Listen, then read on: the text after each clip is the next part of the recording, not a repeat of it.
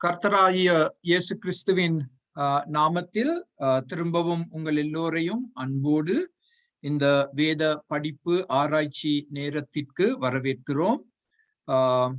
நீங்கள் மிக மிக ஆவலோடு இந்த நேரத்துக்காக காத்திருப்பதை அறிந்து நான் ஆண்டவருக்கு நன்றி செலுத்துகிறேன். இன்று நாங்கள் படிக்க போகும் சங்கீதம் 38. சங்கீதம் 38ஐயும் சங்கீதம் 51ஐயும் பக்கம் பக்கமாக வைத்து படிக்க வேண்டும்.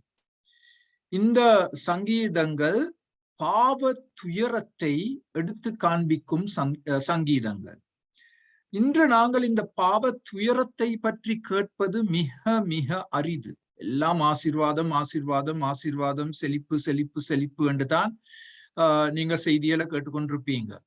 ஆனால் பாவத்துக்காக துயரப்படுவது, அப்படிப்பட்ட பிரசங்கங்கள் கேட்பது மிக அரிது. உங்களுக்கு ஏற்கனவே நான் கூறியிருக்கிறேன், 7 சங்கீதங்கள் பாவ அறிக்கை, பாவத்திற்காக துக்கப்படுதல் என்று நியமிக்கப்பட்டிருக்கு. இது திரும்பவும் உங்களுக்கு சொல்ல வேண்டுமென்றால் சங்கீதம் 6, 32, 38, 51, 102, 130, 143 இந்த 7 சங்கீதங்களும் பாவ அறிக்கை சங்கீதங்கள். They are penitential psalms. பாவத்துக்காக துயரப்படுவது. இங்கே தாவீது சங்கீதம் 38 மிகவும் ஒரு உருக்கமான முறையில் தன் பாவத்திற்காக துயரப்படுவதை நாங்கள் காண்கிறோம். சோ இதற்கு நாங்கள் ஒரு தலையங்கம் கொடுக்க வேண்டும் என்றால் பாவத்தின் மாபெரும் வேதனைகள் என்ற தலையங்கத்தை நாங்கள் கொடுக்கலாம். ஆங்கிலத்துல 2 வார்த்தைகள் கொடுத்திருக்கலாம். ஹோலி மிசரி என்ற தலையங்கத்தை கொடுத்திருக்கலாம் ஆங்கிலத்தில். ஆனால் அதை தமிழில் மொழிபெயர்ப்பது அவ்வளவு சுலபம் அல்ல. அதனால் பாவத்தின் மாபெரும் வேதனைகள். இந்த சங்கீதத்தை நீங்கள் படித்த பிறகு, நான் படித்த பிறகு, பாவம் செய்வதற்கு தயங்குவோம். துணிகரமாக நாங்கள் பாவம் செய்ய முன்வர மாட்டோம். ஏனென்றால் பாவத்திற்கு பயங்கர விளைவுகள் உண்டு. சோ இந்த சங்கீதத்தை நாங்கள் 3ஆக பிரித்து படிக்க போகிறோம். உங்களில் அநேகர் குறிப்புகள் எழுதுவதை கேள்விப்பட்டு நான் மிகவும் சந்தோஷம் அடைகிறேன். குறிப்புகள் எழுதுவது மிக மிக அவசியம். இல்லாவிட்டால் இந்த சத்தியங்கள் உங்களுடைய மனதில் பதியாது. சோ ஆனா ஏ என்ற வார்த்தையின் அடியில் முதலாம் தலையங்கம் தேவ கோபாக்கினை.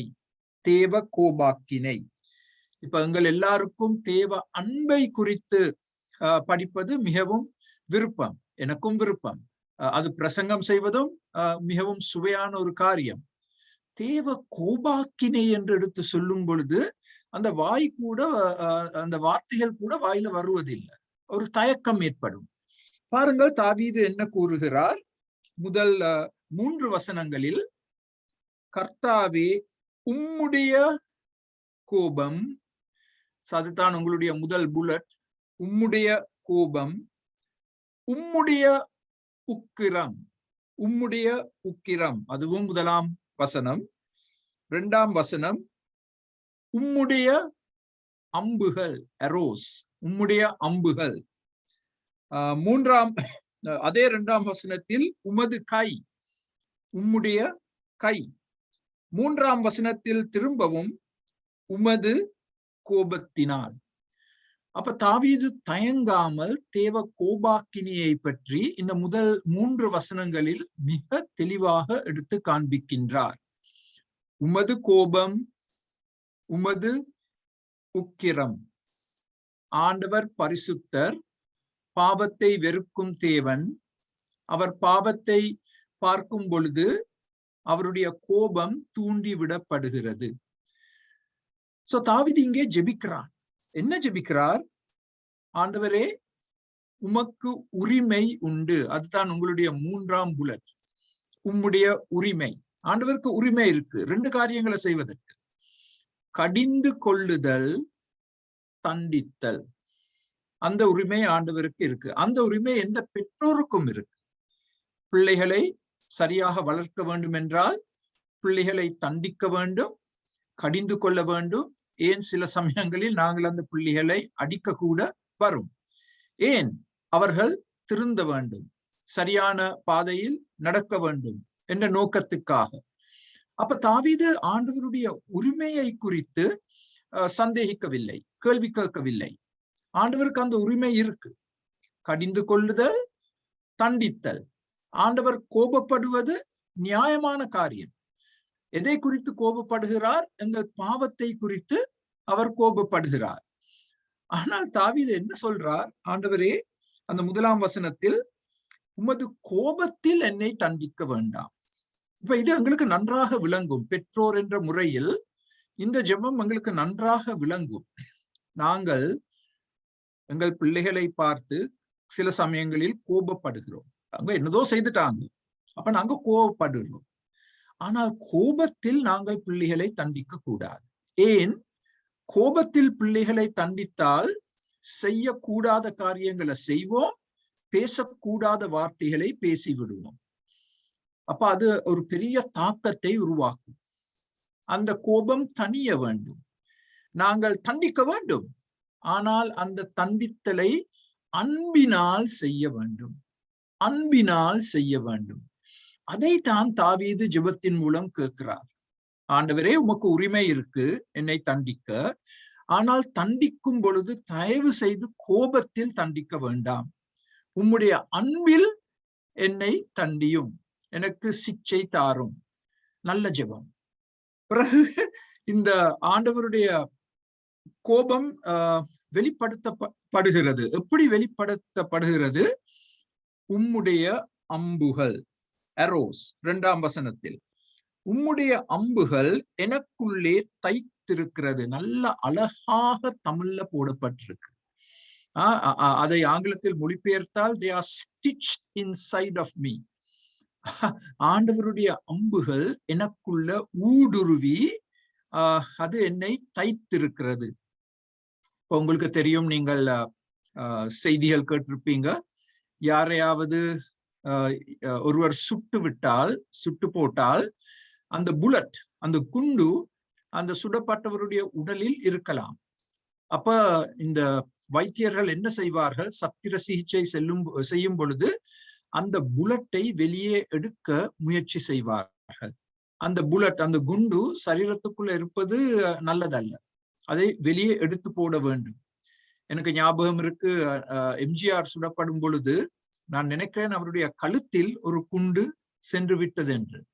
அப்ப வைத்தியர்கள் எவ்வளவோ மணித்தியால கணக்காக சத்திர சிகிச்சை செய்து அந்த குண்டை வெளியேற்றினார்கள். வெளியேற்றின பிறகு எம்ஜிஆரினால் கொஞ்சம் காலத்துக்கு பேச முடியவில்லை. அவருடைய தொண்டையில் தவளை இருக்கிற மாதிரி குரு குரு குரு என்ற சத்தம் தான் வந்தது. அப்ப காலம் போன பிறகுதான் படிப்படியாக அவருடைய குரல் அந்த ஒரிஜினல் நிலைமைக்கு வந்தது. குண்டை வெளியே எடுத்து போட்டார்கள். அப்ப தாவீது இங்கே கூறுகிறார், ஐயோ ஆண்டவரே, உம்முடைய அம்புகள், உம்முடைய புல்லட்ஸ், உம்முடைய குண்டுகள் என்னுடைய சரீரத்துக்குள் பாய்ந்து அது எனக்கு பெரிய வேதனையை கொடுக்கிறது.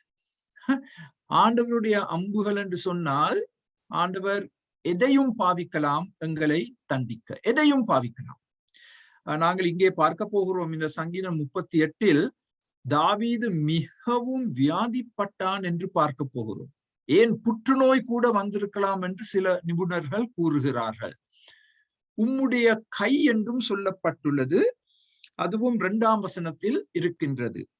உமது கை என்னை இருத்துகிறது.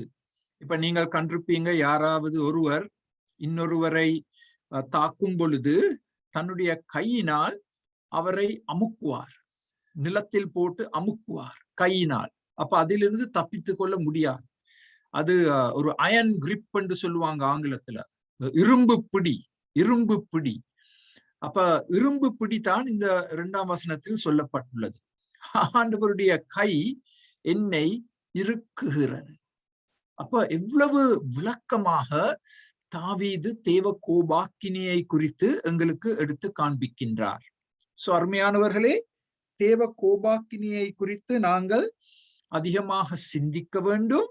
தேவ கோபாக்கினைக்கு நாங்கள் இணங்கி நடக்க வேண்டும். தேவ கோபாக்கினை எங்கள் மேல் வரும் பொழுது தேவ இரக்கத்தை கேட்டுக்கொள்ள வேண்டும். இன்னும் ஒரு முறை சொல்ல போகிறேன். இந்த முதல் 3 வசனங்களில் இந்த 5 வார்த்தைகள்: உம்முடைய கோபம், உம்முடைய உக்கிரம், உம்முடைய உரிமை தண்டிக்க கடிந்து கொள்ள, உம்முடைய அம்புகள் புலட்டா சரீரத்தை ஊடுருவி சரீரத்துக்குள்ள போய் தைத்து கொண்டிருக்கு, உம்முடைய கை என்னை அமுக்கிக் கொண்டே இருக்கு. No no no relaxing of the grip. அந்த இரும்பு பிடி அப்படியே இருந்த நிலைமையில் இருக்கு. அதை ஆண்டவர் இது பண்ண இல்லை, ரிலாக்ஸ் பண்ண இல்லை. அப்ப இதுதான் முதலாம் பாயிண்ட். ஏ, தேவ கோபாக்கினை. முதல் 3 வசனங்கள். இதை குறித்து நாங்கள் இன்னும் அதிகமாக பேச வேண்டும், பிரசங்கம் செய்ய வேண்டும், எங்கள் வாலிபர்களுக்கு கற்றுக் கொடுக்க வேண்டும். தேவ கோபாக்கினை உண்டு. The wrath of God. தேவ கோபாக்கினை. இப்பொழுது பாருங்கள், பி என்ற இலக்கத்தின் அடியில் நான் உங்களுக்கு 19 காரியங்களை காண்பிக்க போகிறேன். மயங்க வேண்டாம், மயங்க வேண்டாம். இதை நாங்கள் மிக சுலபமாக போட்டிருக்கிறோம் திரையில். ஆனால் இதை அனுபவிக்கும் பொழுது அது சுலபம் அல்ல. பாவியின் இக்கட்டான நிலைமை, பாவியின் இக்கட்டான நிலைமை. தேவ கோபாக்கினையின் கீழ் வாழும் பொழுது எங்களுடைய நிலைமை ஒரு மிகவும் மோசமான நிலைமை, ஒரு மிகவும் இக்கட்டான நிலைமை. என் என்ற வார்த்தையை பாவித்து 19 காரியங்கள் இந்த சங்கீதத்தில் சொல்லப்பட்டிருக்கு. என் என்ற வார்த்தை. சோ உங்களுடைய பேனாவை கையில் வைத்துக்கொண்டு திறந்த பைபிள் கையில் இருக்க வேண்டும். என் என்ற வார்த்தை வர்ற இடத்தில் எல்லாம் அதை நீங்கள் கோடிட வேண்டும். இப்ப ஒவ்வொன்றாக இதை நாங்கள் பார்ப்போம். முதலாவதாக, என் பாவம், என் அக்கிரமங்கள். அது எங்கே இருக்கு? 3ஆம் வசனத்தில் இருக்கின்றது. என் பாவத்தினால். 4ஆம் வசனம், என் அக்கிரமங்கள் என் தலைக்கு மேலாக பெருகிற்று. என் பாவங்கள், என் அக்கிரமங்கள். பாருங்கள், தாவீது தன்னுடைய சூழ்நிலைகளை குற்றப்படுத்தவில்லை. தாவீது மற்ற மனிதர்களை குற்றப்படுத்தவில்லை. தாவீது பொறுப்பெடுக்கிறார் தன்னுடைய பாவத்திற்கு. அதுதான் சரியான முறைமை. நாங்கள் என் பாவத்திற்காக நான் பொறுப்பெடுக்க வேண்டும். மற்றவர்களை குற்றப்படுத்த முடியாது. மற்றவர்கள் தாங்களே ஆண்டவருக்கு முன் சென்று தங்கள் பாவத்தை ஏற்றுக்கொள்ள வேண்டும். அது இன்னொரு விஷயம். நீங்களும் நானும் தனிப்பட்ட முறையில் எங்கள் பாவத்துக்காக பொறுப்பெடுக்க வேண்டும். என் பாவம், என் அக்கிரமங்கள். இப்ப பாருங்கள், நாங்கள் உங்களுக்கு மஞ்சள் நிறத்துல 2 காரியங்களை போட்டிருக்கிறோம். அதையும் நீங்கள் கொஞ்சம் பார்க்க வேண்டும். வியாதி என்ற வார்த்தையை நாங்கள் போட்டிருக்கிறோம். 3ஆம் வசனம், என் மாம்சத்தில் ஆரோக்கியம் இல்லை. மாம்சம் என்று சொன்னால் சரீரம். என் பாவத்தினால் என் எலும்புகளில் சவுக்கியம் இல்லை. அதாவது சரீரம் பாதிக்கப்பட்டிருக்கு. ஒரு பெலனற்ற நிலைக்கு தாவீது தள்ளப்பட்டிருக்கிறார். பெலனற்ற நிலைமை. எலும்புகள் முறிகிற மாதிரி சத்தம் கேட்குது. அப்ப இது ஏதோ ஒரு வியாதி. இந்த வியாதிக்கு நாங்கள் ஒரு பெயரை கொடுக்க முடியாது. ஆனால் நிபுணர்கள் கூறுகிறார்கள், இது புற்றுநோயாய் இருக்குமோ என்றொரு கேள்விக்குரிய போடுறாங்க. பாவத்தினால் வியாதி வரும். கவனமாக கேளுங்க. பாவத்தினால் வியாதி வரும். இப்ப ஒவ்வொரு முறையும் உங்களுக்கு வியாதி வரும் பொழுது அது பாவத்தின் காரணமாக வந்திருக்கின்றது என்று நான் சொல்லவில்லை.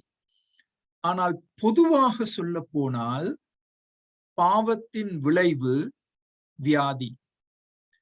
இப்ப பாருங்கள், நாங்கள் வியாதியஸ்தருக்காக ஜெபிக்கிறோம். ஆனால் நாங்கள் ஒரு முறையாவது அவங்களுக்கு சொல்றதா, நாங்கள் முதல் எங்கள் பாவங்களை அறிக்கை செய்து ஆண்டவரிடம் மன்னிப்பு கேட்போம். நாங்க அப்படி சொல்வது மிக மிக குறைவு. ஆனா அதைத்தான் நாங்கள் முதல் செய்ய வேண்டும். அது யாராயிருந்தாலும், ஆண்டவரை அறிந்திருந்தவராய் இருக்கலாம், ஆண்டவரை அறியாமல் இருக்கும் ஒருவராய் இருக்கலாம்.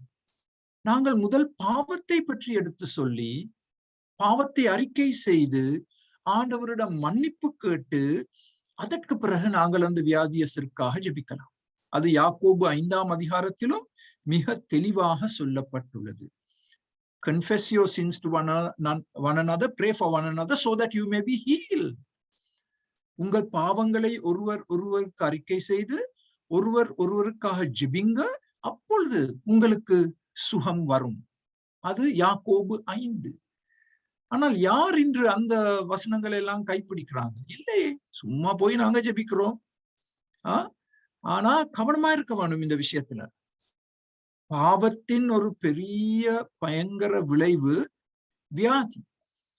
அதுவும் தாவீது கூறுகிறார் தன் பாவங்களை குறித்து 4ஆம் வசனத்தில், என் அக்கிரமங்கள் என் தலைக்கு மேலாக பெருகிற்று, அவைகள் பார சுமையை போல் என்னால் தாங்கக்கூடாத பாரமாய் இருக்கிறது. அதாவது பெருகும் பாவங்கள். இது ஒரு பாவம் அல்ல, பெருகும் பாவங்கள். உங்களுக்கு தெரியும், நாங்கள் ஒரு பாவத்தை செய்தால் அது அந்த பாவத்தோடு நின்று விடாது, இன்னும் ஒரு பாவத்திற்குள் அது எங்களை வழிநடத்தும். தாவீது விபசாரம் செய்தான், கொலை செய்தான், அதற்கு பிறகு இந்த கவரப் இருந்தது, பிறகு பொய் சொல்லி கொண்டிருந்தான் எல்லாருக்கும். சோ ஒரு பாவத்தோடு நின்று விடாது. சோ பெருகும் பாவங்கள் தலைக்கு மேலாக சென்று விட்டது என்று தாவீது கூறுகிறார். எண்ணிக்கையற்ற பாவங்கள் மாத்திரமல்ல, இந்த பாவங்களை என்னால் சுமக்க முடியாது.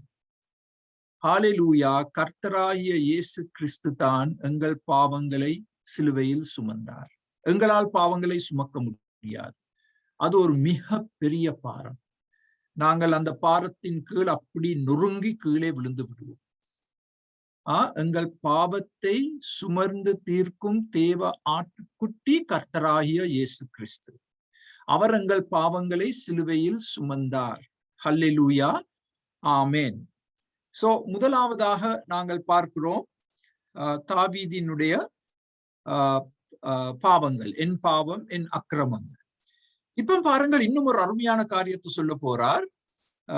இது 5ஆம் வசனத்தில் இருக்கு. 5ஆம் வசனத்தில், என் மதிகேடு, என் மதிகேட்டின் நிமித்தம். என் மதிகேடு, மதிகேடு என்று சொன்னால் முட்டாள்தனம். என் முட்டாள்தனம். நான் இந்த நிலைமைக்கு வருவதற்கு காரணம் என்னுடைய முட்டாள்தனம். நான் அந்த கூரையில் நடந்திருக்க கூடாது. குளித்து கொண்டிருக்கும் அந்த பெண்ணை, ஸ்திரியை நான் பார்த்திருக்க கூடாது. நான் என்னுடைய இராணுவ அதிகாரியை அனுப்பியிருக்க கூடாது அந்த ஸ்திரியை என்னிடத்தில் கொண்டு வருவதற்கு. அப்ப தாவீது இப்ப சொல்றார், இது எவ்வளவு ஒரு முட்டாள்தனமான காரியம் நான் செய்தது. என் மதிகேடு. பாவம் எப்பொழுதும் ஒரு மதிகேடான காரியம், ஒரு புத்தி இல்லாத காரியம். பாவம் செய்யும் பொழுது அதை நாங்கள் மனதில் வைத்திருக்க வேண்டும். சவுல் ராஜா மரிக்கும் பொழுது சொன்னார், I have played the fool. நான் ஒரு மதிகேடனாக வாழ்ந்தேன் என்று மிக துக்கமான ஒரு சாட்சியை சொல்றார் மரிப்பதற்கு முன். இஸ்ரவேலின் முதல் ராஜா சவுல் ராஜா. அப்ப நீங்களும் நானும் எங்கள் வாழ்க்கை இறுதியில் அப்படி சொல்லக்கூடாது. ஐயோ, நான் புத்தி இல்லாத முறையில் வாழ்ந்தேனே, மதிகேடனாக வாழ்ந்தேனே, நான் பாவத்தில் சிக்குண்டு பாவ அடிமைத்தனத்தில் வாழ்ந்தேனே என்று நாங்கள் சொல்லக்கூடாது. எங்களை விடுவிப்பதற்கு ஆண்டவர் இருக்கிறார் தானே. அவர் எங்களை எங்கள் பாவத்திலிருந்து விடுதலை செய்கிறார். நாங்கள் அவருக்கு அனுமதி கொடுத்தார். எந்த பாவமாய் இருந்தாலும் அவர் மன்னிக்கிறார். மாத்திரமல்ல, எங்களுக்கு ஒரு பெரிய ஒரு விடுதலையை கொடுக்க காத்திருக்கிறார். நாங்கள் அவருக்கு இணங்கினார், நாங்கள் அவருக்கு இடம் கொடுத்தால் அவர் எங்களுக்கு விடுதலை கொடுப்பார். பாவத்தின் முட்டாள்தனம் என்ற தலையங்கத்தின் கீழ் நீங்களும் நானும் ஒரு பிரசங்கத்தை செய்ய முடியும். அந்த கெட்டகுமாரன் தூர தேசத்துக்கு போய் பன்றிகளை மேய்க்கும் தொழிலில் ஈடுபட்டிருக்கும் பொழுது இந்த முடிவுக்கு வந்தான். எவ்வளவு ஒரு முட்டாள் நான்! அப்பாவின் அன்பை விட்டு, அப்பாவின் வீட்டை விட்டு, அப்பாவின் பராமரிப்பை விட்டு அப்பாவின் ஒழுக்கத்தின் கீழ் வாழ விரும்பாமல் எவ்வளவு மோசமான நிலைமை என்னுடைய நிலைமை! எவ்வளவு பெரிய முட்டாள் நான்! What a big fool I am. அதை நாங்கள் சொல்லக்கூடியதாக இருக்க வேண்டும். எங்கள் உள்ளத்தின் ஆழத்தில் இருந்து பாவத்தின் முட்டாள் தனம். இப்ப பாருங்கள், மூன்றாவதாக சோ கிருஷாந்தன், நாங்க இந்த எங்களுடைய நோட்ஸ்ல ஒரு சின்ன மாற்றத்தை ஏற்படுத்த போறோம். மூன்றாவது ஒரு புதிய குறிப்பு. மூன்றாவது என்னுடைய எலும்புகள். இது மூன்றாம் வசனத்தின் இறுதி பகுதியில் சொல்லப்பட்டுள்ளது. என் பாவத்தினால் என் எலும்புகளில் சவுக்கியம் இல்லை. என் எலும்புகள். இப்ப உங்களுக்கு தெரியும், எலும்புகள் மிக அவசியம் எங்களுடைய நடக்கைக்காக. நாங்கள் எழுந்து நிற்க வேண்டும் என்றால், நிமிர்ந்து நிற்க வேண்டும் என்றால், எங்களுடைய எலும்புகள் எங்களுடைய உடல் எடையை தாங்க வேண்டும். தாவீது என்ன சொல்றார்? என்னால் எழும்பி நிற்க முடியாது, என்னுடைய எலும்புகளுக்கு ஆரோக்கியம் இல்லை. I am lifeless. I am lifeless. I can't stand. I can't walk. ஆண்டவர் நியமித்த பாதையில் என்னால் நடக்க முடியாது. என் எலும்புகளுக்கு பலன் இல்லை, சௌக்கியம் இல்லை என்று அவர் மூன்றாவதாக எடுத்து சொல்லுகிறார். என் எலும்புகள். அது மூன்றாம் பயங்கர விளைவு. எலும்புகள் பாதிக்கப்படும். இப்ப பாருங்கள், நான்காவதாக நாங்கள் பார்க்க போகிறோம். அது 5ஆம் வசனத்தில் சொல்லப்பட்டுள்ளது. என் புண்கள். என் புண்கள். இது 5வது. சோ அதையும் கிருஷாந்தன் அந்த குறிப்புகளில் நீங்கள் போட்டுக்கொள்ள வேண்டும். இதை நான் திருப்பி வாசித்து படிக்கும் பொழுது என் கண்ணால் தவறிய காரியங்களை ஆண்டவர் எனக்கு சுட்டி காட்டினார். இப்ப திரும்பவும் சொல்றேன். என் பாவம், என் அக்கிரமம், என் மதிக்கேடு, என் எலும்புகள், என் புண்கள். பாவம் எங்களை காயப்படுத்தும். தயவு செய்து எழுதி வைங்க. Sin wounds us. பாவம் எங்களை காயப்படுத்தும். எங்கள் உணர்ச்சிகளை காயப்படுத்தும், எங்கள் மனதை காயப்படுத்தும், எங்கள் உறவுகளை காயப்படுத்தும், எங்களுடைய பரிசுத்தத்தை காயப்படுத்தும். பாவத்தின் காயங்கள். பாவத்தின் காயங்கள். பாருங்கள் தாவீது என்ன சொல்றார் என்று. காயங்களை குறித்து, என் புண்கள் அழுகி நாற்றம் எடுத்து. இந்த புண்கள் அழுக ஆரம்பித்து விட்டது. இந்த புண்கள் அழுக ஆரம்பிக்கும் பொழுது என்ன நடக்கும்? ஒரு துர்நாற்றம் ஏற்படும். நான் சில சமயங்களில் இந்த ஆஸ்பத்திரி ஊழியங்களுக்கு செல்லும் பொழுது சிலர் காயப்பட்டு ஆஸ்பத்திரிக்கு கொண்டு வரப்பட்டிருப்பார்கள். அப்ப அந்த காயங்களை கட்டி வைத்திருப்பார்கள். ஆனால் 1-2 நாளைக்கு பிறகு ஒரு துர்நாற்றம் ஏற்படும். அந்த பக்கம் போவதே ஒரு அருவருப்பு. நீங்கள் அந்த பாயிண்ட் பக்கத்துல அருவருப்பு என்ற வார்த்தையையும் எழுதி கொள்ளலாம். அந்த 4ஆம் பாயிண்ட் பக்கத்துல, என் புண்கள் பக்கத்துல அருவருப்பு என்ற வார்த்தையை எழுதி கொள்ளலாம். அருவருப்பு. புண்களாக என் பாவங்கள் அழுகி நாற்றம் எடுத்துள்ளது. எங்கள் பக்கத்தில் யாரும் வர முடியாது. எங்கள் பாவத்தின் காரணமாக. பாவத்தின் புண்கள், பாவத்தின் காயங்கள். இவற்றை நாங்கள் மறக்கக்கூடாது. நீதிமொழிகள் 23ஆம் அதிகாரத்தில் சொல்லப்பட்டுள்ளது, குடிக்கும் ஒருவருடைய கண்களை பார்க்கும் பொழுது அது சிவப்பாய் இருக்கும். பாவத்தின் அடையாளம் அது. குடிக்க குடிக்க குடிக்க அந்த கண்கள் சிவப்பு நிறமாக மாறி முழு உருவ தோற்றமும் மாற ஆரம்பிக்கும். எல்லாம் பாவத்தின் விளைவுகள். என் புண்கள். அடுத்தது நாங்கள் பார்க்க போகிறோம் ஐந்தாவதா இல்லாட்டி ஆறாவது என் வேதனை என் துக்கம். என் வேதனை என் துக்கம். இது 2 வசனங்கள்ல சொல்லப்பட்டிருக்கு. என் வேதனை என் துக்கம். 6ஆம் வசனத்தை பாருங்க. நான் வேதனைப்பட்டு ஒடுங்கினேன். ஒடுங்கினேன் என்று சொன்னால் ஒரு பக்கத்துக்கு தள்ளப்பட்டேன். யாரும் என் பக்கத்தில் என்னோடு நிற்க மாட்டார்கள். ஒரு பக்கத்துக்கு தள்ளப்பட்டேன். மாத்திரமல்ல, நாள் முழுவதும் துக்கப்பட்டு திரிகிறேன். நாள் முழுவதும் என்ற வார்த்தையை அண்டர்லைன் பண்ணுங்க. இது டிப்ரெஷன், மன அழுத்தம், டிப்ரெஷன். அப்ப பாவத்தினால் தாவீது டிப்ரெஷனுக்குள்ள, மன அழுத்தத்திற்குள் தள்ளப்பட்டிருக்கிறார். நாள் முழுவதும் அவர் துக்கத்தில் வாழ்ந்து கொண்டிருக்கிறார். நாள் முழுவதும் கண்ணீர் சிந்திக்கொண்டு இருக்கிறார். இதுவும் பாவத்தின் விளைவு. கவலை, துக்கம்.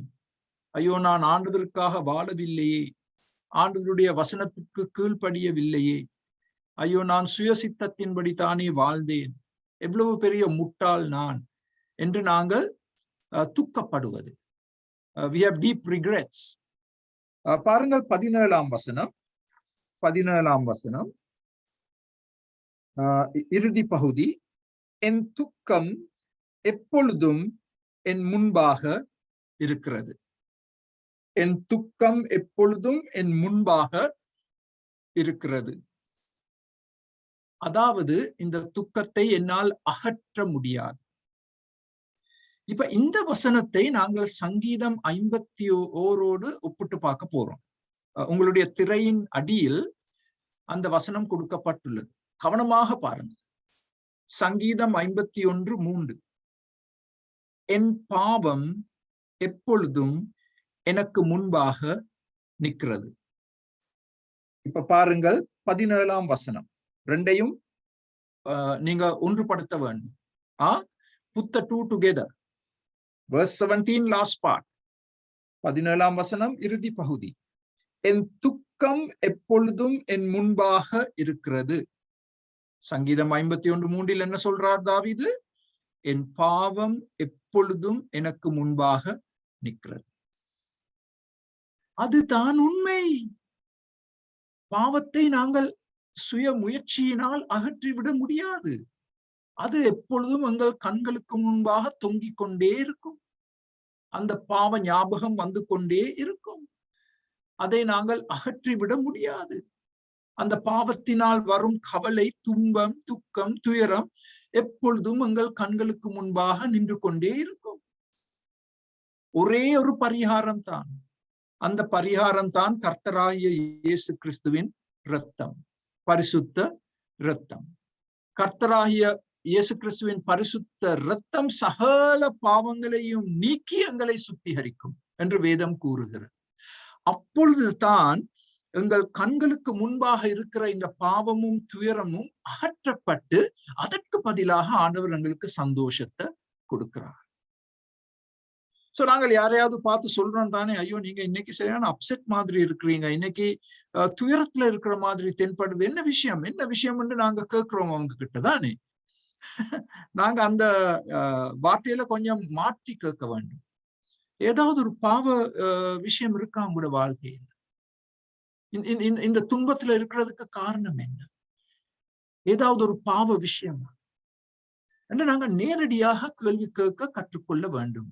Is it a sin issue in your life that is causing you to be so depressed?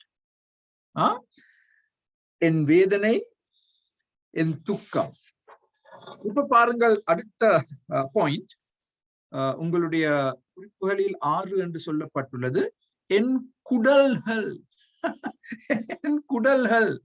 நான் மிகவும் ஆச்சரியப்பட்டேன் இந்த வசனத்தை தமிழ் மொழிபெயர்ப்பில் வாசிக்கும் பொழுது. 7ஆம் வசனம். என் குடல்கள் எரிபந்தமாய் எரிகிறது. பாவத்தின் காரணமாக குடல்கள் பாதிக்கப்பட்டுள்ளது. குடல் எரிஞ்சிக் கொண்டே இருக்கு. எவ்வளவு மருந்து எடுத்தாலும் அந்த எரியும் குடலை நாங்கள் தணிக்க முடியாது.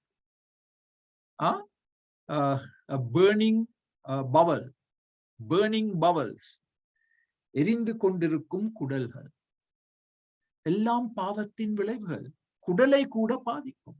இப்போ உங்களுக்கு தெரியும், குடல் பாதிக்கப்பட்டால் எங்களால் சாப்பிட முடியாது. சாப்பிட்டாலும் கூட எதுவும் ஜீரணிக்காது. அது இன்னும் பெரிய பிரச்சனைகளை கொண்டு வரும்.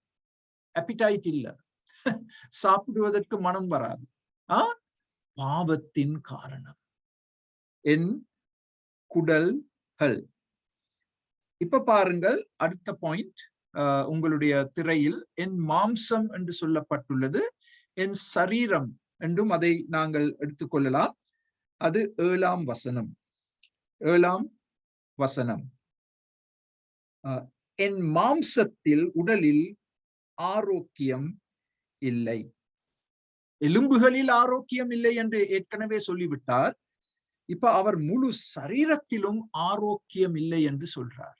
அதாவது அவர் என்ன சொல்றார்? ஐ எம் சிக், நான் வியாதிப்பட்டிருக்கிறேன், ஐயோ ஒரு வைத்தியரை அனுப்புங்கள், நான் வியாதி படுக்கையில் படுத்திருக்கிறேன், என்னால் எழும்பி நிற்க முடியாது, என்னால் அசைய முடியாது, என்னுடைய குடல்கள் எரிஞ்சு கொண்டிருக்கு, என்னுடைய சரீரத்தில் எந்தவித ஆரோக்கியமும் இல்லை, என்னுடைய புண்கள் எல்லாம் அழுகி நாற்றம் எடுக்கு, யார்தான் எனக்கு உதவி செய்யலாம் என்ற ஒரு கேள்வி எழும்புகிறது. முழு சரீரமும் பாதிக்கப்படுவது.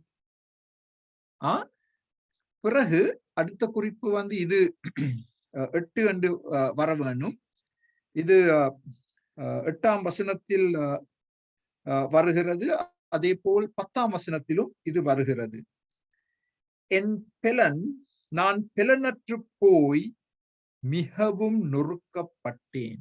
திரும்ப திரும்ப சொல்றார், எனக்கு பெலன் இல்லை, நான் நொறுக்கப்பட்டிருக்கிறேன். இது யார்? கோலியாத்தை கொலை செய்த தாவீது. சிங்கத்தையும் கரடியையும் தன்னுடைய சொந்த கைகளை வைத்து கொன்ற தாவீது. பிலிஸ்திய இராணுவங்களை துரத்தி அடித்து தோற்கடித்த தாவீது. இந்த தாவீது என்ன சொல்றார் இப்பொழுது?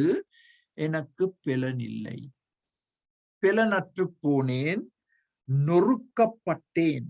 I am crushed, நொறுக்கப்பட்டேன். 10ஆம் வசனத்துல சொல்றார், என் பெலன் என்னை விட்டு விலகி. பெலனற்ற நிலைமை. பெலன் காற்றோடு பறந்து போய்விட்டது. என்னால் எழுந்து நிற்க முடியவில்லை. I am so week, I am so week. ஒரு பெலனற்ற நிலைமை. இதன் காரணமாக? பாவத்தின் காரணமாக, பாவத்தினால் வரும் வியாதியின் காரணமாக ஒரு பெலனற்ற நிலைமைக்கு தள்ளப்பட்டிருக்கிறார். இப்ப பாருங்கள் அடுத்த குறிப்பை. அடுத்த குறிப்பை பாருங்கள் உங்களுடைய திரையில். என் இருதயம் என் உள்ளம், என் இருதயம் என் உள்ளம். 8ஆம் வசனம். உங்களுடைய பேனாவை வைத்து அண்டர்லைன் பண்ணுங்க. என் இருதயத்தின் கொந்தளிப்பினால் கதறுகிறேன். இருதயம் கொந்தளித்து, நீங்க கண்டிருக்கீங்க தான், ஒரு கடல் புயல் நேரத்தில் எப்படி ஒரு கடல் கொந்தளித்திருக்குமோ அதே விதமாக தாவீது சொல்றார், என்னுடைய இருதயம் கொந்தளிப்பினால் கதறுகிறேன். அதன் அர்த்தம் என்ன? குற்ற மனசாட்சி. குற்ற மனசாட்சியை நாங்கள் மௌனமாக்க முடியாது. இப்ப சிலர் இந்த தண்ணி போட்டு அதை மௌனமாக்க முயற்சி எடுக்கிறாங்க. தண்ணி போட்டு ஒரு குற்ற மனசாட்சியை மௌனமாக்க முடியாது. அது இன்னும் மோசமடை. அப்ப தாவீது சொல்றார், எனக்கு ஒரு குற்ற மனசாட்சி இருக்கு, அந்த குற்ற மனசாட்சி கதறிக்கொண்டே இருக்கு, ஒரு அலாரத்தை போல் கதறிக்கொண்டே இருக்கு. அந்த சத்தத்தை என்னால் மௌனமாக்க முடியாது. A guilty conscience screaming like an alarm. I can't switch it off. switch அணைக்க முடியாது. அது என்னுடைய இருதயம். பிறகு பாருங்கள் 10ஆம் வசனத்தில் என் உள்ளம் குழம்பி அலைகிறது. இதுக்கு நான் போய் கொஞ்சம் படிச்சு பார்த்தேன். இந்த 10ஆம் வசனம் ஆங்கிலத்துல பாவிக்கப்பட்டிருக்கிற வார்த்தை பெல்பிட்டேஷன். பெல்பிட்டேஷன். உங்களுக்கு இருதய வியாதி இருந்தா இந்த பெல்பிட்டேஷன் ஏற்படும். அதுக்கு தமிழ் வார்த்தை என்னன்னு எனக்கு தெரியாது. நீங்கள் ஒரு வைத்தியனிடம் போனால், நான் என்னுடைய வைத்தியனிடம் செக்அப்புக்கு போகும் பொழுது அவர் இந்த கேள்வியை கேட்பார், டு யூ பெல்பிட்டேட்? பெல்பிட்டேஷன் இருந்தால் உங்களுடைய இருதயத்தில் ஏதோ ஒரு பலவீனம் இருக்கு. இருதயத்தில் நாடி துடிப்பு. தேங்க்யூ. அது ஒரு வைத்தியருடைய குரல். மிக நன்றி. நாடி துடிப்பு. தாவீது இங்கே கூறுகிறார், என் உள்ளத்தில், என்னுடைய இருதயத்தில் நாடி துடிப்பு ஏற்படுகிறது. பெல்பிட்டேஷன். இப்ப நீங்க பாக்குறீங்களா, இந்த சங்கீதத்துல இருந்து நாங்க சும்மா போய் டாக்டர் கிட்ட சொல்றோம் பெல்பிட்டேஷன் இருக்குன்னு. அது பாவத்தின் காரணமாக வரலாம். இந்த நாடி துடிப்பு பாவத்தின் காரணமாக வரலாம். சோ ஒரு வைத்தியர் எங்களுக்கு மருந்துகளை கொடுக்கலாம். ஆனால் அது தற்காலிகமானது. ஒரு நிரந்தரமான ஒரு பரிகாரத்தை கொடுக்காது. நாங்கள் பாவ அறிக்கை செய்து மன்னிப்பு கேட்கும் பொழுதுதான் அந்த நாடி துடிப்பு இல்லாமல் போகும்.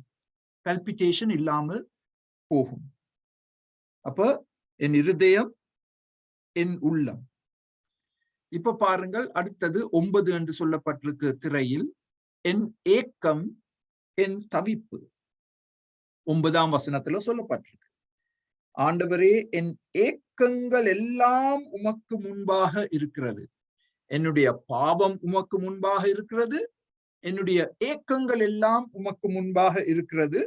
என் தவிப்பு உமக்கு மறைவாய் இருக்கவில்லை. என் ஏக்கம், என் தவிப்பு.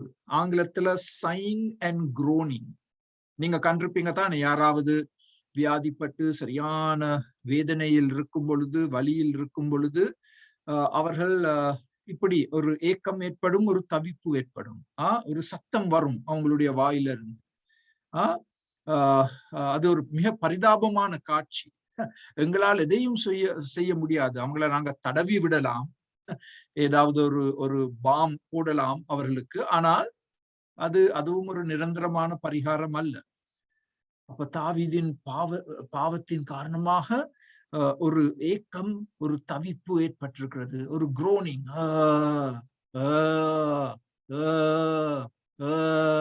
என்று சத்தம் வந்து கொண்டே இருக்கு. அதை பார்த்து கொண்டிருப்பவர்களுக்கும் ஒரு பக்கத்துல பயம், என்னடா அங்கட ராஜாவுக்கு என்ன நடக்குது என்ற ஒரு பயம். எல்லா வைத்தியர்களும் அவர் பக்கத்தில் இருந்திருப்பார்கள், ஆனால் எதையும் செய்ய முடியவில்லை. பிறகு பாருங்கள், உங்களுடைய திரையில் 10 என்று சொல்லப்பட்டிருக்கு, என் கண்கள். என் கண்கள், இது 10ஆம் வசனத்தில் சொல்லப்பட்டுள்ளது. 10ஆம் வசனத்தில் என் கண்களின் ஒளி முதலாய் இல்லாமற் போயிற்று. கண்களில் ஒளி இல்லை. அதன் அர்த்தம் என்னவென்று சொன்னால், என்னால் சரியா பார்க்க முடியாது, உங்களை அடையாளம் கூட கண்டு கொள்ள முடியாது. என்னுடைய கண்கள் ஒரு மங்கிய நிலைமைக்கு தள்ளப்பட்டிருக்கு. My eyes have grown very, very dim. பாவத்தின் விளைவு. பாவத்தின் விளைவு. கண்கள் இருட்டாகி கொண்டிருக்கு. The eyes are becoming dark. No light. எந்தவித வெளிச்சமும் இல்லை கண்களில்.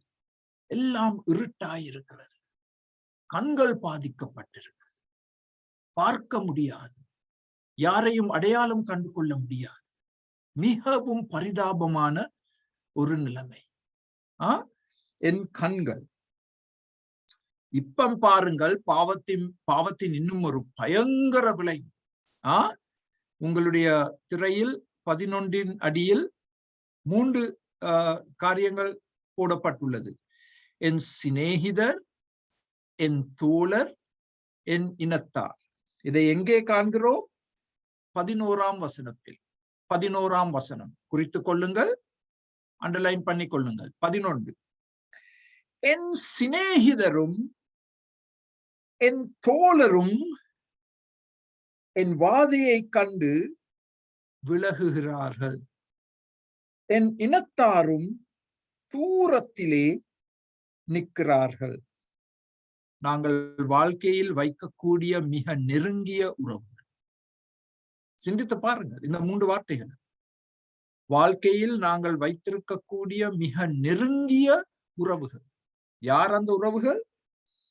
என்னுடைய சிநேகிதர், என்னுடைய தோழர்கள், என்னுடைய இனத்தார், என்னுடைய சொந்த குடும்பத்தினர், உற்றார் உறவினர். இவர்கள் எல்லாரும் என்னை பார்க்க வந்திருக்கிறாங்க. நான் வியாதிப்பட்டிருக்கிறேன். நான் தான் ராஜா. வியாதி படுக்கையில் படுத்திருக்கும் பொழுது இவர்கள் எல்லாரும் என்னை பார்க்க வந்திருக்கிறாங்க. எனக்கு பிஸ்கட் கொண்டு வந்திருக்கிறாங்க, சூப் கொண்டு வந்திருக்கிறாங்க. ஆனா என்னை பார்த்ததும் பின்வாங்கி போய்விட்டார்கள். என்னை பார்த்ததும் பின்வாங்கி போய்விட்டார்கள். என்னை விட்டு தூர சென்று விட்டார்கள். அவர்கள் என்னுடைய சமூகத்தில் நிற்க முடியாமல் தூரத்தில் நிற்கிறார்கள், என்னை விட்டு விலகுகிறார்கள். அதாவது உறவுகள் பாதிக்கப்பட்டு துண்டிக்கப்படுகிறது. எல்லாரும் ஆச்சரியத்தோடு தாவீதை பார்த்து, அடடா அடடா, எங்கட ராஜா, எங்கட சொந்த இனத்தார், கோலியாத்தை கொன்றவர், இப்ப பாருங்க இவருடைய நிலைமை, சரீரத்துல எல்லாம் காயங்கள், எலும்புகள்ல பலன் இல்லை, உடலை அசைக்க முடியாது, உருமிக் கொண்டிருக்கிறார், கண்களால் பார்க்க முடியாது, என்ன நடக்குது எங்கட ராஜாவுக்கு என்று கேள்வி கேட்கிறாங்க. நாங்கள் பாவம் செய்யும் பொழுது ஆண்டவரோடு வைத்திருக்கும் உறவு துண்டிக்கப்படும், மனிதர்களோடு வைத்திருக்கும் உறவும் துண்டிக்கப்படும். பாவம் உறவுகளை துண்டிக்க வைக்கும். அது உங்களுக்கும் தெரியும், எனக்கும் தெரியும். பாவத்தின் இன்னும் ஒரு பயங்கர விளைவு. பிறகு நாங்கள் 12 என்று சொல்லியிருக்கிறோம் திரையில். என் வாதை, பிளேக், என் வாதை, அதுவும் 11ஆம் வசனத்தில் சொல்லப்பட்டுள்ளது. என் வாதை. அதனால் தான் இந்த வேத நிபுணர்கள் கூறுகிறார்கள் இது குஷ்டரோகமாக இருந்திருக்கலாம் என்று. குஷ்டரோகம் வந்தால் உடலின் பாகங்கள் அழுக ஆரம்பிக்கும், நரம்புகள் வேதனையை கண்டு கொள்ள முடியாது, பெரிய பாதிப்பு, துர்நாற்றம், யாரும் கிட்ட வர முடியாது. குவாரண்டைன் தான் செய்ய வேண்டும் குஷ்டரோகம் வந்தால். அதனால் தான் வேதத்தில் பாவம் குஷ்டரோகத்துக்கு ஒப்பிடப்பட்டுள்ளது. லேவியராகமம் 13ஆம் அதிகாரத்தை வாசித்தால் அது மிக தெளிவாக சொல்லப்பட்டுள்ளது. பாவம் குஷ்டரோகத்துக்கு ஒப்பிடப்பட்டுள்ளது. அப்ப இங்கே தாவீது சொல்றார், என்னுடைய வாதை, தேவ கோபாக்கினையின் காரணத்தினால் எனக்கு அனுப்பப்பட்ட வாதை, தேவ கோபாக்கினை. பிறகு அடுத்தது 13, என் பிராணன், என்னுடைய ஜீவன், என் பிராணன். 12ஆம் வசனம். பிராணனை குறித்து என்ன சொல்றார்? என் பிராணனை வாங்க தேடுகிறவர்கள் எனக்கு கன்னிகைகளை வைக்கிறார்கள், எனக்கு பொல்லாங்கு தேடுகிறவர்கள் கேடானவைகளை பேசி நாள் முழுவதும் வஞ்சனைகளை யோசிக்கிறார்கள். திரும்பவும் 2ஆம் முறையாக இந்த அதிகாரத்தில் நாள் முழுவதும் என்ற வார்த்தை பாவிக்கப்பட்டுள்ளது. இப்ப கொஞ்சம் சிந்தித்து பாருங்கள். 11ஆம் வசனத்தில் நாங்கள் யாரை பார்த்தோம்? வாழ்க்கையின் நெருங்கிய உறவுகள், தோழர், நண்பர்கள், உற்றார் உறவினர். 12ஆம் வசனத்துல யாரை பார்க்கிறோம்? சத்துரு. அப்ப 2 விதமான உறவுகள் பாதிக்கப்பட்டிருக்கு. ஒன்று என்னுடைய சொந்தக்காரர், 2வது என்னுடைய சத்துருக்கள், எதிரிகள். தாவீதுக்கு எதிரிகள் இருந்தார்கள். தன்னுடைய சொந்த நாட்டின் மக்கள் மத்தியில் எதிரிகள் இருந்தார்கள். பிலிஸ்தியர்கள் தாவீதின் எதிரிகள். இந்த எதிரிகள் என்ன செய்றாங்க? தாவீதை எப்படியாவது இல்லாமல் ஆக்க வேண்டும். Why? Because he is vulnerable. இந்த வியாதிப்பட்ட நிலைமையில் மிகவும் ஒரு மோசமான வியாதி, அவருக்கு பலனில்லை, பாதுகாப்பில்லை, கண் கூட பார்க்க முடியாது. இந்த நேரத்தில் இவரை நாங்கள் அழித்து விடலாம் என்று அதற்கு திட்டம் போடுறாங்க. முழு நாளும் ரகசியமாக திட்டம் போடுறாங்க. அதை குறித்து பேசிக் கொண்டிருக்கிறாங்க, கேடானவைகளை பேசிக் கொண்டிருக்கிறாங்க, உண்மை இல்லாத காரியங்களை சொல்லிக் கொண்டிருக்கிறாங்க தாவீதை குறித்து. அப்ப தாவீதின் வேதனையை கூட்டுகிறார். They are increasing the pain of David. சத்துருக்களுடைய வார்த்தைகள் மூலமாக வெட்டும் வார்த்தைகள், இந்த வார்த்தைகள் மூலமாக தாவீதின் நிலைமையை இன்னும் மோசமாக்குகிறார். பாருங்கள், எவ்வளவு ஒரு பெரிய குழிக்குள் தாவீது தள்ளப்பட்டிருக்கிறார். The enemies were not kind to him. இந்த சத்துருக்கள் தாவீதுக்கு ஒரு நன்மையை செய்யவில்லை, நிலைமையை மோசமாக்கி கொண்டுதான் இருக்கிறார்கள். தாவீதை இல்லாமல் ஆக்க வேண்டும். பிறகு பாருங்கள், அடுத்த 2 காரியங்கள் 14ம் 15ம். என் காது என் வாய். இப்ப கவனமாக செவி கொடுங்க. உங்களுடைய எதிரிகள் உங்களுக்கு விரோதமாக பொய்யான காரியங்களை சொல்லிக் கொண்டிருக்கும் பொழுது, உங்களுடைய ஜீவனை இன்னும் மோசமாக்க திட்டம் போட்டுக் கொண்டிருக்கும் பொழுது, நாங்கள் என்ன செய்ய வேண்டும்? அவர்களை போய் சந்தித்து நல்ல ஒரு எம்ஜிஆர் குத்த கொடுத்து அவர்களை வீழ்த்த வேண்டும், பழிக்கு பழி வாங்க வேண்டும் என்றுதான் நாங்க நினைக்கிறோம். அப்படித்தான் சாதாரணமாக பொதுவாக மனிதர்கள் மறுமொழி கொடுப்பார்கள். தாவீது என்ன செய்தார்? இது எங்களுக்கு ஒரு முக்கியமான பாடம், எனக்கு ஒரு மிக முக்கியமான பாடம். எனக்கு விரோதமாக யாராவது பொய்யான காரியங்களை சொன்னா என்ன செய்ய வேண்டும்? கவனமா பாருங்கள், 13ஆம் 14ஆம் வசனங்கள். இந்த 2 வசனங்களையும் நாங்கள் ஒருமைப்படுத்த வேண்டும்.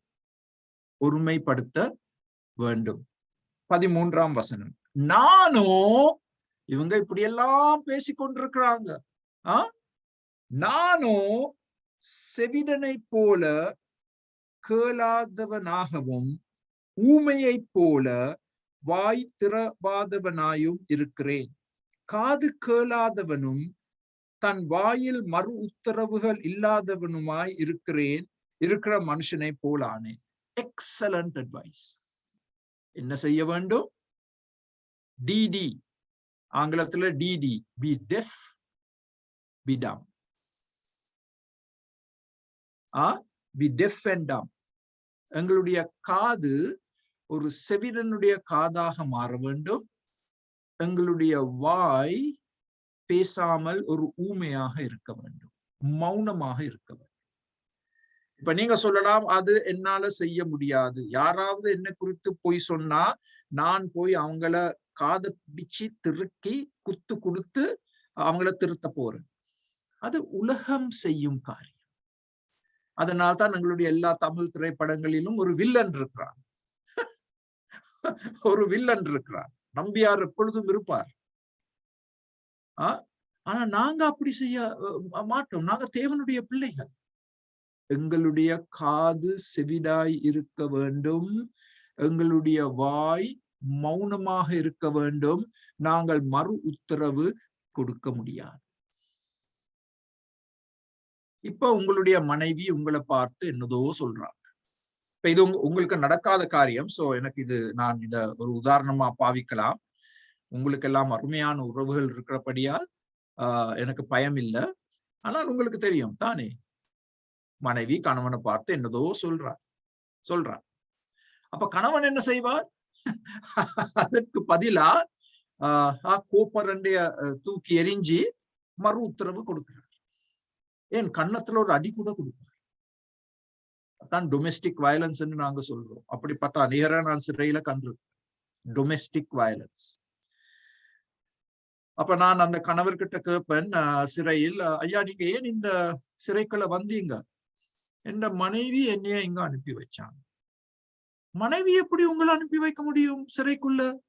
இல்ல, அவ வேண்டாத வீண் வார்த்தைகளை பேசி கொண்டிருக்கும் பொழுது நான் அவளை திருத்துறதுக்கு போய் கன்னத்துல ஒரு சின்ன தட்டு தான் கூட தட்டு கூட இல்ல, சும்மா சும்மா தொட்டு அப்படிதான் அவங்க கதைப்பாங்க. சிரசால ஊழியம் அருமையான ஊழியம். அண்ணா ஒன்றும் செய்யல அண்ணா, கிட்ட போய் நான் சும்மா இப்படி தொட்டன் தான். அது போன் எடுத்து 911 அடிச்சு அவன் கைவிலங்கு போட்டு உள்ளுக்கு கொண்டு வந்து டொமஸ்டிக் வயலன்ஸ் குற்றச்சாட்டு போட்டுட்டான். அப்ப நான் இந்த வசனங்களை காட்டு, உங்க மனைவி உனக்கு விரோதமா என்ன சொன்னாலும் நீ என்ன செய்ய வேண்டும்? God bless you, God bless you, God bless you என்று சொல்ல. அப்ப அவ இந்த தலைக்கு மேல ஏறுவாளே, அதை நீ ஆண்டவர் கையில விட்டுவிடு, ஆண்டவர் கையில விட்டுவிடு. இப்ப God bless you என்று சொல்ல முடியாவிட்டால் சும்மா மௌனமா இருக்கு. ஒரு பிளாஸ்டர் எடுத்து அப்படியே வாயில ஊட்டி ஒரு அறைக்குள்ள போய் காதுக்குள்ள இந்த காட்டன் பஞ்ச போட்டு நீ செவிடனா இரு. Excellent advice. தாவீது கூறுகிற ஆலோசனை எவ்வளவு அருமையான ஆலோசனை. இப்படி பார்க்க போனா எங்களில் அநேகர் குருடராய் இருக்க போறோம், செவிடராய் இருக்க போறோம், ஊமையராய் இருக்க போறோம். ஐயா ஏன் ஊமையா இருக்கிறீங்க? ஐயோ அந்த பாஸ்டர் பெஞ்சி சங்கீதம் 38 இருந்து படிப்பிச்சு கொடுத்தார், நான் வாயை பொத்த வேணும் என்று வாயை பொத்தி கொண்டிருக்கிறேன். நான் சொல்ல இல்லப்பா, சங்கீதம் 38 சொல்லுது. சரியா? சோ என் காது என் வாய். பிறகு பாருங்கள் அடுத்தது 16, என் கால் 16ஆம் வசனம். அவர்கள் என் நிமித்தம் சந்தோஷப்படாதபடிக்கு இப்படி சொன்னேன், என் கால் தவறும் போது என் மேல் பெருமை பாராட்டுவார்களே, நான் தடுமாறி விழ ஏதுவாயிருக்கிறேன். தாவீது என்ன சொல்றார்? ஐயோ என்னுடைய கால் சறுக்கி வழுக்கி விழப்போகிற நிலைமையில் இருக்கு. I am on slippery ground. பாவத்தில் வாழ்ந்து கொண்டிருந்தால் என்னுடைய கால் சறுக்கி வழுக்கி விழக்கூடிய ஒரு பாதையில் தான் இருக்கின்றது. மிகவும் எளிதில் நான் விழுவேன், மிகவும் எளிதில் நான் விழுவேன். சோ ஆண்டவர் தான் எங்களுக்கு அவருடைய பாதையில், நீதியின் பாதைகளில் நடப்பதற்கு எங்களுக்கு பலனை கொடுப்பார், எங்களை நிலை நிற்க வைப்பார், எங்களுடைய காலுக்கு ஒரு உறுதியை கொடுப்பார், உறுதியை கொடுப்பார். என் கால், I am about to slip and fall, சறுக்கி விழ சரியான நேரத்துக்கு நான் வந்துவிட்டேன், என் கால் பாவத்தின் காரணமாக. பிறகு 19ஆம் 20ஆம் வசனத்தில் என் சத்துருக்கள் என்று சொல்றார் தெளிவாக. என் சத்துருக்கள் வாழ்ந்து பலந்திருக்கிறார்கள், முகாந்திரம் இல்லாமல் என்னை பகைக்கிறவர்கள் பெருகி இருக்கிறார்கள். சோ சத்துருக்களை குறித்து 2 காரியங்களை சொல்றார். வல்லமையுள்ள சத்துருக்கள் மாத்திரமல்ல, இந்த சத்துருக்கள் பெருகி இருக்கிறார்கள். எண்ணிக்கையற்ற சத்துருக்கள், எண்ணிக்கையற்ற சத்துருக்கள், வல்லமையுள்ள சத்துருக்கள் என்று சத்துருக்களை விவரிக்கிறார். சோ நாங்கள் பாவம் செய்யும் பொழுது நீங்கள் பழைய ஏற்பாட்டில் வாசிப்பீங்க, ஆண்டவர் சில ராஜாக்களுக்கு விரோதமாக சில சத்துருக்களை எழுப்பினார், அவர்களுக்கு பாடத்தை கற்பித்து கொடுப்பதற்கு. சோ நாங்களும் பாவம் செய்யும் பொழுது அந்த பாவத்தில் தொடர்ந்து நிலைத்திருந்தால் எங்களுக்கு விரோதமாக சில சத்துருக்கள் எழுப்பப்படுவார்கள். அவர்கள் வல்லமையுள்ள சத்துருக்களாக இருப்பார்கள், எண்ணிக்கையற்ற சத்துருக்களாக இருப்பார்கள். அதையும் நாங்கள் மனதில் வைத்திருக்க வேண்டும். என் சத்துருக்கள். இப்ப இதையெல்லாம் நாங்கள் வாசிக்கும் பொழுது இந்த 20ஆம் வசனம் எங்களுக்கு ஒரு ரகசியத்தை வெளிப்படுத்துகிறது. 20ஆம் வசனம், நான் நன்மையை பின்பற்றுகிறபடியால் நன்மைக்கு தீமை செய்கிறவர்கள் என்னை விரோதிக்கிறார்கள். தாவீது தான் அறிந்த அளவில் நன்மை செய்யத்தான் விருப்பப்பட்டார். பாவத்தில் விழுந்தார் உண்மைதான், ஆனால் பொதுவாக நன்மை செய்யத்தான் மனது வைத்திருந்தார். எவ்வளவுதான் நன்மை செய்தாலும் அந்த நன்மைக்கு தீமை செய்யும் மக்கள் இருப்பார்கள். நன்மைக்கு தீமை செய்யும் மக்கள் இருப்பார்கள். அதை பற்றி நீங்கள் கவலைப்பட வேண்டாம். நீங்கள் தொடர்ச்சியா நன்மை செய்து கொண்டே இருங்கள். ஆண்டவர் அதை ஆசீர்வதிப்பார். அதை மக்கள் சரியா விளங்கிக் கொள்ளாவிட்டாலும், உங்களுக்கு பிழையான நோக்கங்களை அவர்கள் சொன்னாலும் அதை பற்றி வருத்தப்பட வேண்டாம். Do good. Continue to do good.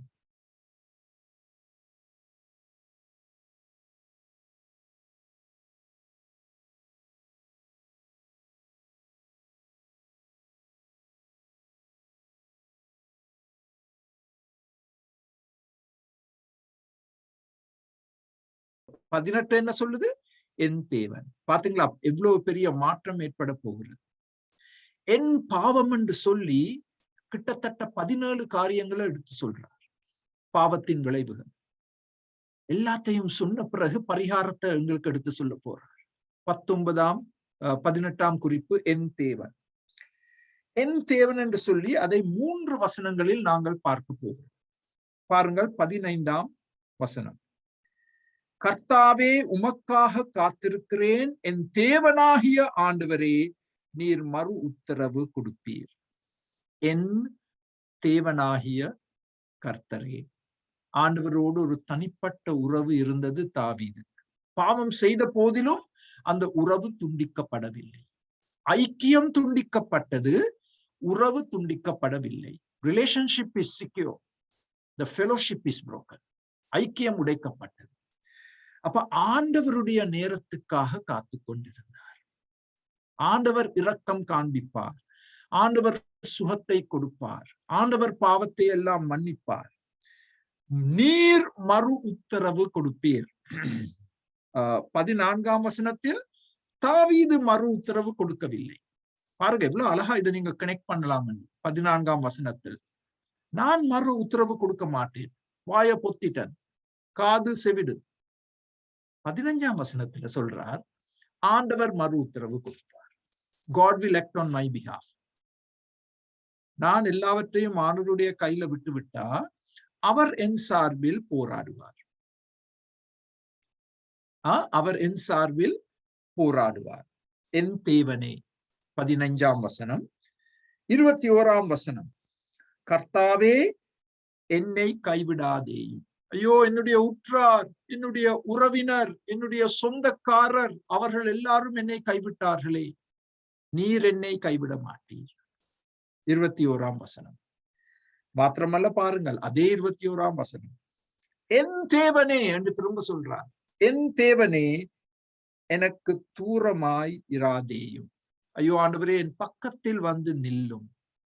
ஆண்டவரே, உம்முடைய சமூகத்தை எனக்கு வெளிப்படுத்தும். O God, please be near me. என் பக்கத்தில் வந்து நில்லும். நீங்கள் வியாதிப்பட்டிருந்தால், யாராவது உங்களுடைய பக்கத்தில் இருந்தால் அது உங்களுக்கு ஒரு ஆறுதலை கொடுக்கும். நீங்கள் ஒரு நாக்காளிய போட்டு அந்த வியாதியஸ்தருடைய படுக்கையின் பக்கத்துல உட்கார்ந்திருந்தால் அது உங்களுக்கு ஒரு ஆறுதலை கொடுக்கும். அதே போல் தாவீது சொல்றால், ஐயோ ஆண்டவரே, என் பக்கத்தில் வந்து நில்லும். என்னை விட்டு விலகி செல்ல வேண்டாம், தூரமாய் இருக்க வேண்டாம் ஆண்டவரே, அதை என்னால் தாங்கிக் கொள்ள முடியாது. பிறகு 22ஆம் வசனம். என் ரட்சிப்பாகிய ஆண்டவரே எனக்கு சகாயம் செய்ய தீவிரியும். என் ரட்சிப்பாகிய ஆண்டவரே. அங்கதான் பரிகாரம் இருக்கு. என் ரட்சிப்பின் தேவன், God my savior. பாவத்திற்கு பரிகாரம் கர்த்தராகிய இயேசு கிறிஸ்து. அவர்தான் எங்கள் ஒரே இரட்சகர். அவரை தேடி நாங்கள் செல்ல வேண்டும். அவரிடம் மாத்திரம் நாங்கள் மன்னிப்பு கேட்க வேண்டும். அவரை நோக்கி நாங்கள் மன்றாட வேண்டும். அவர் எங்களுக்கு செவி கொடுப்பார். அவர் எங்களுக்கு இரங்குவார். அவர் எங்கள் சார்பில் கிரிகை செய்வார். அவர் எங்கள் இரட்சகர். பாவி என்று ஆரம்பமானது 1ஆம் வசனம். 22ஆம் வசனம் இரட்சகர் என்ற வார்த்தையோடு முடிவடைது. எவ்வளவு அருமையான ஒரு மாற்றம். He is my savior. I am a great sinner. He is my savior. நான் ஒரு பயங்கர பொல்லாத பாவி, ஒன்றுக்கும் உதவாத பாவி, நரகத்துக்கு செல்ல வேண்டிய பாவி. ஆனால் எனக்கு இரட்சகர் இருக்கிறார். என் கர்த்தர் என் இரட்சகர், இயேசு கிறிஸ்து என் இரட்சகர். ஆண்டவரே, சீக்கிரமாக எனக்கு பதில் தாரும். என்னை இந்த மரண படுக்கையிலிருந்து தூக்கிவிடும். உமக்கு நான் ஒரு சாட்சியாக வாழ வேண்டும் என்று சங்கீதக்காரன் ஜெபிக்கிறார். சரி, இப்ப இந்த சங்கீதத்தை முடிப்பதற்கு இன்னும் ஒரு குறிப்பை நாங்கள் பார்க்க வேண்டும். இதை நாங்கள் மிக சுருக்கமாக பார்க்க போகிறோம். சோ சி என்ற எழுத்தின் அடியில் நாங்கள் முடிவு என்ற வார்த்தையை போட்டிருக்கிறோம். ஆனால் பொருத்தமான வார்த்தை பாவி செய்ய வேண்டிய காரியங்கள் என்ன. சரி, பாவத்தின் விளைவுகளை பார்த்தோம். சரி, இப்ப பாவி என்ன செய்ய வேண்டும்? என்ன செய்ய வேண்டும்? அஞ்சு காரியங்களை செய்ய வேண்டும். முதலாவது, பொறுப்பெடுக்க வேண்டும். நான் பாவத்திற்கு பொறுப்பெடுக்க வேண்டும். யாரையும் நான் குற்றப்படுத்தக்கூடாது. பெற்றோரை குற்றப்படுத்தக்கூடாது, சமுதாயத்தை குற்றப்படுத்தக்கூடாது, சூழ்நிலைகளை குற்றப்படுத்தக்கூடாது, பிசாசை குற்றப்படுத்தக்கூடாது. என் பாவத்திற்கு நான் பொறுப்பெடுக்க வேண்டும். டேக் ரெஸ்பான்சிபிலிட்டி ஃபார் யுவர் சின். இரண்டாவது, பாவத்திற்காக நான் துயரப்பட வேண்டும், வேதனைப்பட வேண்டும். ஆண்டவருடைய உள்ளத்தை நான் உடைத்தேனே, ஆண்டவருடைய சட்டங்களை நான் உடைத்தேனே, ஐயோ எவ்வளவு ஒரு மோசமான நிலைமைக்கு நான் தள்ளப்பட்டிருக்கிறேன் என்று நான் பாவத்திற்காக துயரப்பட வேண்டும். அப்படிப்பட்ட ஒரு துயரம் ஏற்படுவதை உண்மையாக சொல்ல போனால் நான் காணவில்லை. என்னுடைய சொந்த வாழ்க்கையில் கூட நான் இன்னும் அதிகமாக என் பாவத்துக்காக துயரப்பட வேண்டும், கண்ணீர் சிந்த வேண்டும் என் பாவத்துக்காக. மூன்றாவது, நான் மனம் திரும்ப வேண்டும். ஒரு மன மாற்றம் ஏற்பட வேண்டும். மனம் திரும்புதல் என்று சொன்னால் மனமாற்றம். நான் சென்ற திசையில் திரும்ப செல்ல மாட்டேன். நான் ஒரு புது திசையில் நடக்கப் போகிறேன். நான் என் பாவங்களை விட்டு விடுவேன். நான் பரிசுத்தத்தை நேசிப்பேன். நான் என் இரட்சகரை நேசிப்பேன். அவருடைய வசனத்தை நேசிப்பேன். நான் ஜீவ பாதையில் நடப்பேன். அது மனம் திரும்புதல். மனம் திரும்புதல் ஏற்படும். கட்டகுமாரன் மனம் திரும்பினான். அப்பாவிடம் நான் திரும்ப போக போறேன், ஐயோ நான் ஒரு வேலைக்காரனாக ஏற்றுக்கொள்ளப்பட வேண்டும் என்று அப்பாவிடம் மன்றாட போகிறேன். அது மனம் திரும்புதல். நான்காவது, மன்னிப்பு கேட்டல். பாருங்கள், நான் நான்காவதாகத்தான் மன்னிப்பை போட்டிருக்கிறேன். முதலாவதாக நான் மன்னிப்பை போடவில்லை. முதல் 3 காரியங்கள் நடந்தால்தான் மன்னிப்பு வரும். நான்காவது, மன்னிப்பு கேட்டல். ஐந்தாவது, இந்த 4 காரியங்களும் சரி வந்தால் ஐந்தாவது, மாற்றங்கள் ஏற்பட வேண்டும். என் வாழ்க்கையில் மாற்றங்கள் ஏற்பட வேண்டும். ஒருவன் கிறிஸ்துவுக்குள் இருந்தால் அவன் புது சிருஷ்டி. பழையவைகள் எல்லாம் ஒளிந்து போயின, எல்லாம் புதிதாயின. வாழ்க்கையில் மாற்றங்கள் ஏற்பட வேண்டும். என்னுடைய குறிக்கோள்களில் மாற்றங்கள் ஏற்பட வேண்டும். என்னுடைய பெருமதிகளில் மாற்றங்கள் ஏற்பட வேண்டும். என்னுடைய உறவுகளில் மாற்றங்கள் ஏற்பட வேண்டும். என்னுடைய பேச்சில் மாற்றங்கள் ஏற்பட வேண்டும்.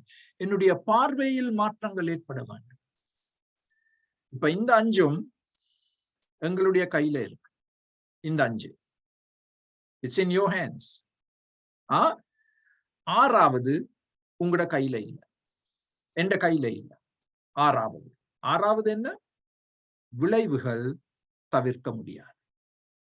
பாவம் செய்தால் விளைவுகள் மேல் எனக்கு கண்ட்ரோலே இல்லை. No control. அத மனதுல வச்சிருக்க. ஒவ்வொரு முறையும் நாங்கள் பாவம் செய்ய எங்களுக்கு ஒரு துணிவு வரும் பொழுது விளைவுகளை நாங்கள் தவிர்க்க முடியாது. பயங்கர விளைவுகள் ஏற்படும். நான் இப்பொழுது ஜெபிக்க போகிறேன். அதற்கு பிறகு நீங்கள் ஏதாவது கேள்வி இருந்தால் கேள்வியை கேட்கலாம், இல்லாவிட்டால் கருத்துக்களை தெரிவிக்கலாம். இவ்வளவு ஒரு அருமையான சங்கீதம் ஆண்டவரே. பாவத்தை எடுத்து காண்பிக்கும் சங்கீதம். பாவம் முழு மனிதனையும் பாதிக்கும் என்று நாங்கள் பார்த்திருக்கிறோம். இப்படி நாங்கள் இந்த சங்கீதத்தை படிக்கவில்லை ஆண்டவரே. நாங்கள் சும்மா ஏனோ தானோ என்ற முறையில் வாழ்ந்திருக்கிறோம். இந்த சங்கீதத்தை நாங்கள் திரும்ப திரும்ப வாசித்து நாங்கள் எங்களுக்கு இதை சொந்தமாக்கி கொண்டு நாங்கள் இவ்விதமாக துயரப்பட்டிருக்கிறோமா, மனம் திரும்பி இருக்கிறோமா, பாவத்தை வெறுத்திருக்கிறோமா, பாவத்தை விட்டு விட்டிருக்கிறோமா என்ற கேள்விகளை எல்லாம் நாங்கள் எல்லாரும் நானும் கேட்க வேண்டுமானது. நீர் ஒருவரே எங்கள் இரட்சகர். அது எவ்வளவு பெரிய நற்செய்தி. எங்கள் பாவங்களை மன்னிக்க கூடிய ஒரே ஒரு தேவன் நீர்தான், கர்த்தராகிய இயேசு கிறிஸ்துவே, வேறு யாரும் இல்லை. தயவு செய்து இரக்கத்தின் கண்களோடு எங்களை கண்ணோக்கி பாரும். எங்களை தொடும் ஆண்டவரே. எங்கள் பாவங்களை மன்னிக்கிறது மாத்திரமல்ல, எங்களுடைய சரீரத்துக்கு ஒரு புது ஆரோக்கியத்தை தாரும். எங்கள் மனதுக்கு, எங்கள் எலும்புகளுக்கு, எங்கள் உள்ளத்திற்கு, எங்கள் கால்களுக்கு, எங்கள் கைகளுக்கு ஒரு புது பலத்தை தாரும். பாவத்தின் காயங்களை சுத்தமாக்கி அவற்றை முழுமையாக நீக்கி, தழும்புகள் இருக்கும் உண்மைதான், ஆனால் அந்த துர்நாற்றம் இருக்காது. கழுவும், தூய இரத்தத்தால் கழுவும், திரும்ப திரும்ப திரும்ப கழுவும், பரிசுத்தப்படுத்தும் ஆண்டவரே. இன்று எங்களோடு கலந்து கொண்ட இந்த 39 குடும்பங்களுக்காக நன்றி செலுத்துகிறோம். ஒவ்வொரு குடும்பத்தையும் கண்ணோக்கி பாரும், ஆசீர்வதியும். இயேசுவின் இனிய வல்லமையான நாமத்தில் ஜெபம் கேளும் பிதாவே, ஆமென்.